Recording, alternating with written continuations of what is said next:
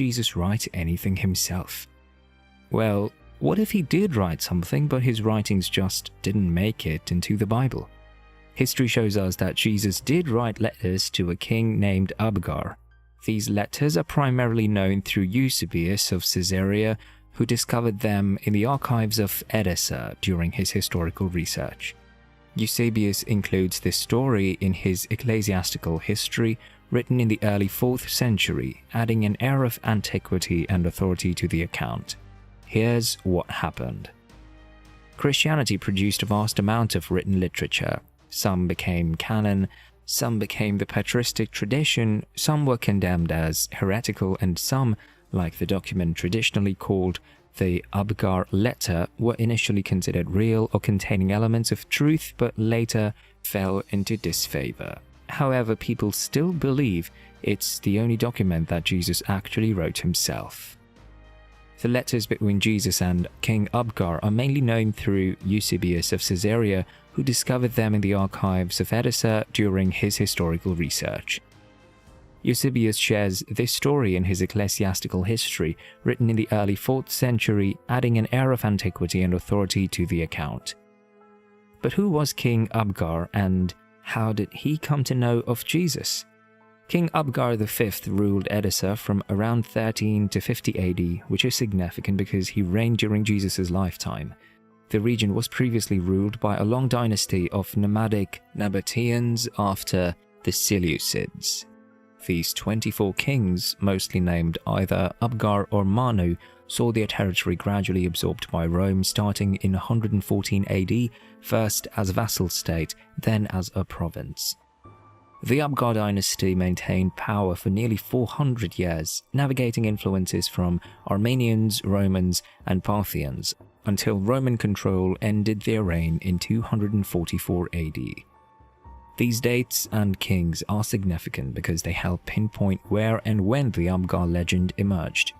We know that Christianity reached the region by around 190 AD and possibly earlier.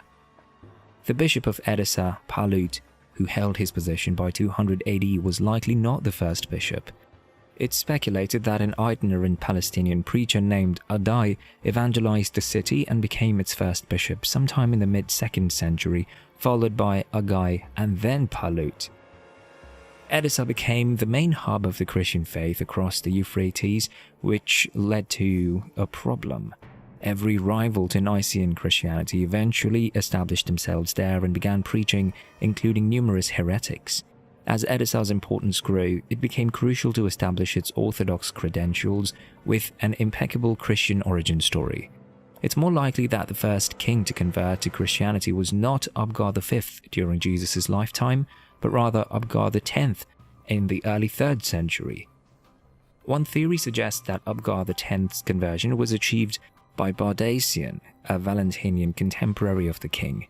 To overcome this Gnostic connection, later Syriac writers adapted the legend to an earlier Abgar to provide apostolic credibility for the Edessan church.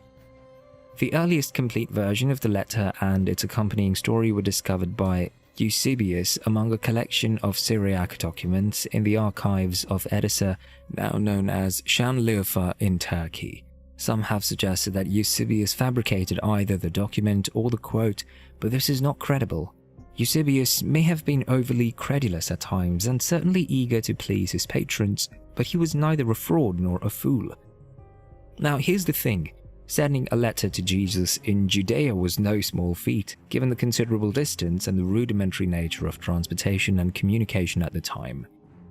According to historians, King Abgar entrusted this important letter to an emissary, a royal courier who was tasked with a significant responsibility of finding Jesus and delivering the message directly to him. This courier would have needed to navigate the geographic and political landscapes between Edessa and Judea and locate Jesus himself, which would have been challenging given Jesus' itinerant ministry. The emissary's journey encapsulates a physical and metaphorical search for spiritual truth and healing. Upon reaching Jesus, according to the story, the messenger presented the letter to Jesus, thereby completing his mission. The story of the exchange of letters between King Abgar and Jesus Christ goes like this. Abgar.These, king of Edessa, was suffering from leprosy for which there was no cure. Hearing of the miracles of Jesus, he wrote the following letter to him, delivered by Ananias the tabularius, something like an official envoy. Abgar.Ukama, to Jesus, the good Saviour, who has appeared in the region of Jerusalem, greetings. The reports about you and your cures have reached me, how you performed them without drugs and herbs. For, as the story goes, you make the blind see, the lame walk, cleanse lepers, cast out unclean spirits and demons, cure those suffering from lingering diseases, and even raise the dead. When I heard all this about you, I concluded that one of two things must be true. Either you are God and have come down from heaven, are doing these things, or you are the Son of God doing these things. Therefore I have written to beg you to hasten to me and cure me of the suffering I have. I have also heard that the Jews murmur against you and wish to harm you. But I have a very small and venerable city which is enough for us both. Abgar extended an invitation to Jesus, offering him refuge in Edessa, a place far from the growing hostilities that marked Jesus' ministry in Judea. He wrote to Jesus saying, I invite you to come to me and escape the persecution you're suffering. The king's request was simple yet profound. He asked for healing from his ailment, believing that Jesus' presence alone would restore his health. Jesus, impressed by the faith shown in this letter, replied either by his own hand or through words dictated to Ananias, although stories vary. Blessed are you who have believed, although you've not seen me. For it is written concerning me that those who have seen me will not believe in me, and those who have not seen me will believe and be saved. But regarding what you wrote to me about coming to you, I must fulfill all the things for which I was sent, and after doing so, be taken up to him who sent me. When I've been taken up, I will send you one of my disciples to heal your suffering and give life to you and those with you. But that's not all. Did you know that in a key version of the story, Jesus either posed for a portrait or pressed a cloth to his face, creating a miraculous image that would become known as the portrait of Edessa, or simply the Mandalion? Christ's written reply supposedly praised Abgar's faith, but declined the invitation. Instead, Jesus pledged to send one of his disciples later, after completing his earthly mission and ascending to heaven. Eusebius claimed to have found Christ's letter in the archives of Edessa and translated it.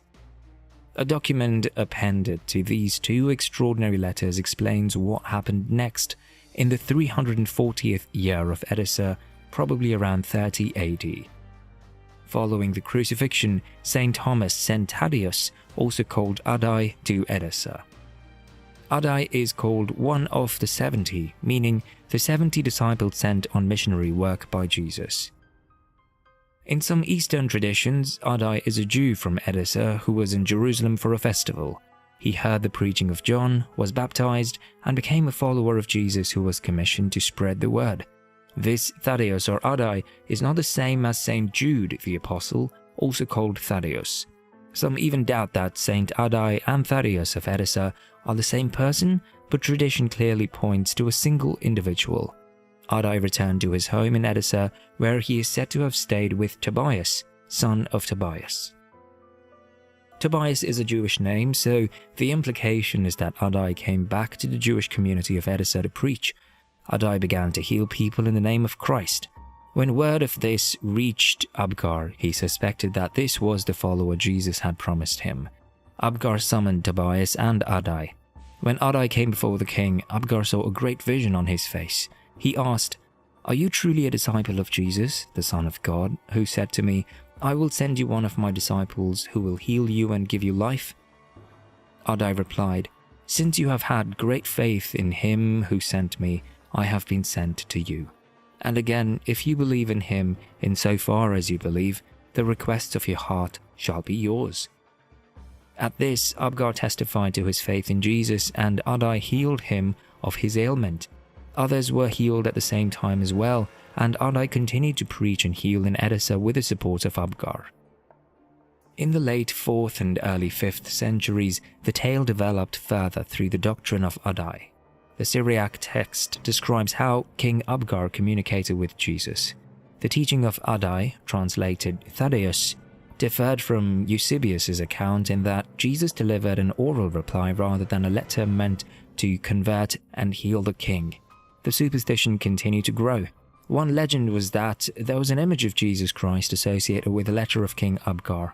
At first it was said the picture was painted by a court painter in Edessa who had actually seen Christ, or that Jesus had painted the likeness himself. Later, the story took on the miraculous detail that the portrait appeared on its own and that it was the image that cured King Abgar.